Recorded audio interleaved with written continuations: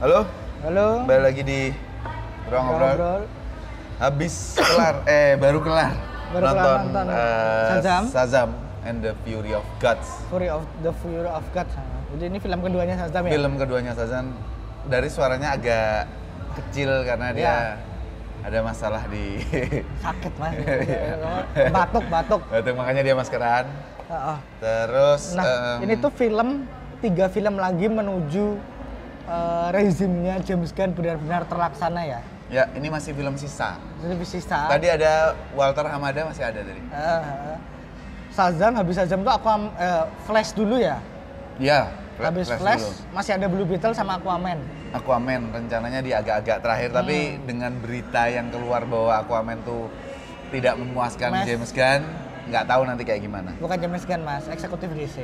Iya, termasuk Gunn juga bilang itu parah. Kalau yang diseneng kan nonton Flash ya. Yang dia bilang seneng Flash, dia bilang Shazam juga bagus. Blue Beetle dia juga bilang bagus. Makanya aku sejujurnya datang dengan niat buruk. Betul, menghancurkan bioskop. Enggak, bukan. Aku datang dengan aku berkali-kali bilang mau nonton film jelek. Gitu. Bahkan aku sama Dari tuh kayak ini pertama kali kita beli on the spot. Ya. Saking malesnya. Sempat lupa juga gitu. Jadi biasanya Dari selalu beli pre-sale biasanya. Soalnya kan ngamanin tempat duduk ya. Ya. Terus aku juga bilang, ya Riz, on the spot aja karena nggak bakal rame deh. Emang nggak rame sih. Jadi ya. Karena amunisinya DC emang udah habis. Betul. Dari trailernya tidak menarik, terus kemudian malah bocorin cameo gede, ada TV spot bocorin cameo. Jadi ada film ini tuh benar-benar kayak tidak siap untuk apa-apa. Dengan adanya cameo besar yang ditampilkan beberapa hari sebelumnya, worldwide, itu kan kayak ada hal yang menarik kok, nonton dong. Jadi filmnya nggak punya kepercayaan diri untuk bertarung ya. Betul. Tapi jadi, ternyata sebenarnya ceritanya sih standar. Tidak penting ceritanya seperti apa. Karena filmnya juga nggak jauh-jauh dari Shazam pertama. Nggak jauh-jauh dari Black Adam juga. Ya kayak gitu lah. Kira-kiranya kayak gitu. Tidak penting filmnya.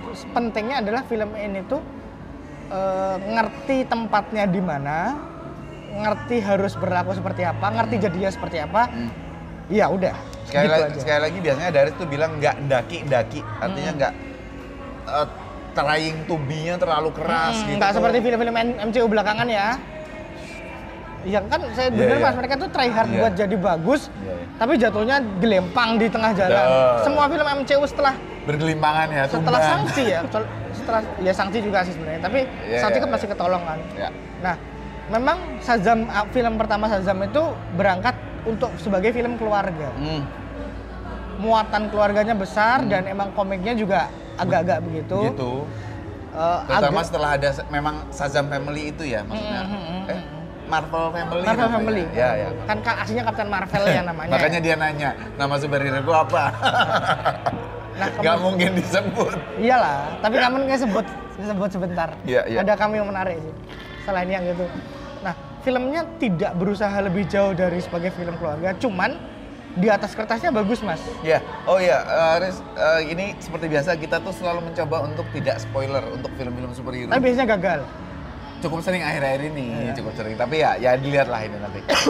Oke, di atas kertasnya bagus. Di atas kertasnya bagus. Jadi kayak mitologi Yunaninya itu tersaji dengan baik. Iya, buat yang nonton, bukan nonton sih, buat salah satunya yang main game God of War itu akan seneng banget dengan makhluk-makhluk mitologi yang ditampilkan, karena agak mirip bentuknya dengan dengan yang di game, Cyclops-nya, Harpy-nya. Enggak cuma di game sih, memang. Iya, tapi kan biasanya ada yang kayak Clash of the Titan kan emang bentuknya gede banget gitu. Tapi kalau yang ini tuh benar-benar mirip yang dilawan Kratos. Kayaknya emang dari sana. Mungkin. Mitologi Yunani-nya bagus, terus kemudian konflik keluarga dari keluarganya Billy Batson sama villainnya. Keluarga villain kan juga keluarga lawan keluarga nih. Ya, betul. Di atas kertas ya. Kita ngomongin di atas kertas, di atas kertas bagus, terus treatnya itu gede. Betul. Itu juga ancamannya itu bagus, konsepnya tuh bagus semua deh. Cuman delivery-nya dia nggak kemana-mana. Betul.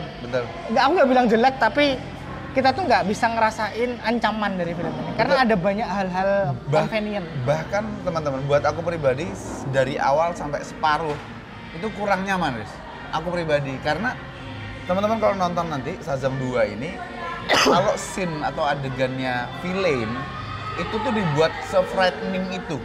Mengancam, gelap, segala macam, brutal gitu. Tapi begitu scene-nya pindah ke keluarga Shazam ini, itu jadi kayak orang-orang bodoh aja, gitu. Jadi menurutku agak susah buat aku pribadi kayak Thor ya? Iya, kayak Thor lah gitu loh. Kalau udah Thor Love and Thunder maksudnya? Iya, maksudnya Christian Bale-nya kan sebegitu bagusnya gitu, tapi begitu ke Thor-nya ya begitu.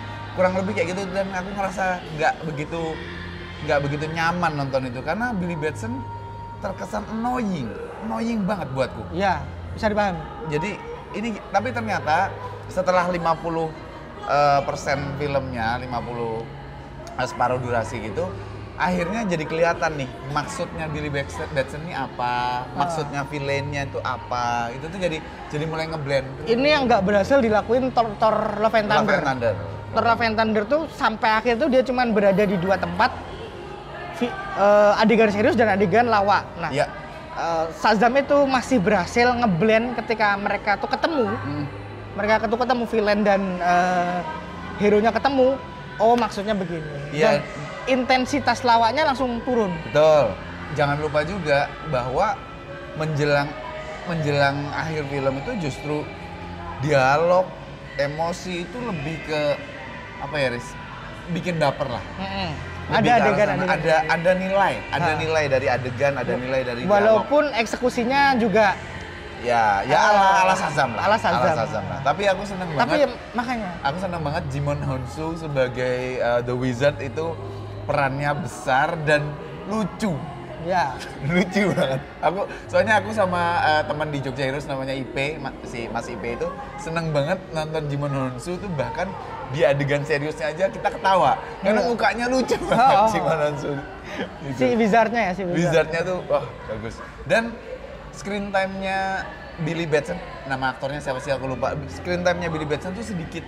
Iya. Karena memang Zachary Levi mendominasi sih. Iya, dan ya itu bisa dipahami. Bisa dipahami.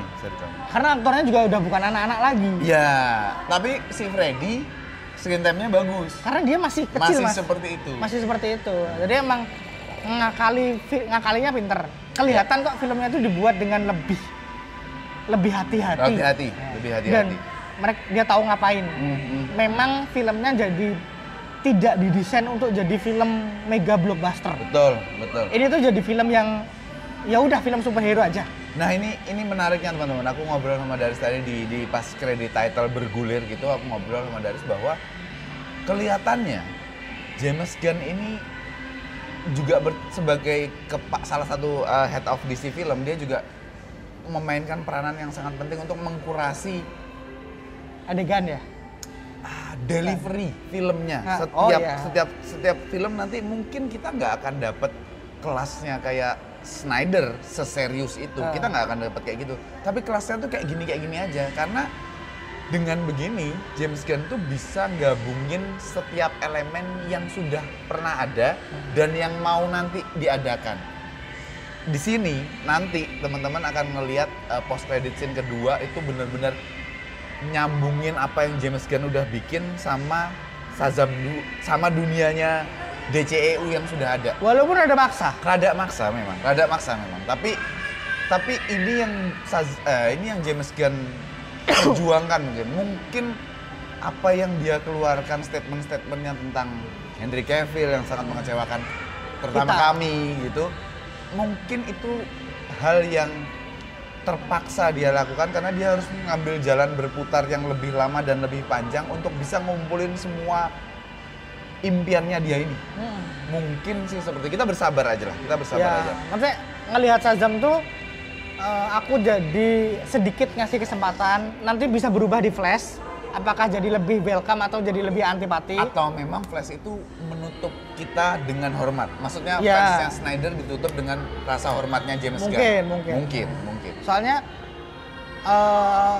arahnya menarik. Arahnya menarik. Walaupun masih aku masih nggak ngerti ya mau ngapain, tapi ya udahlah.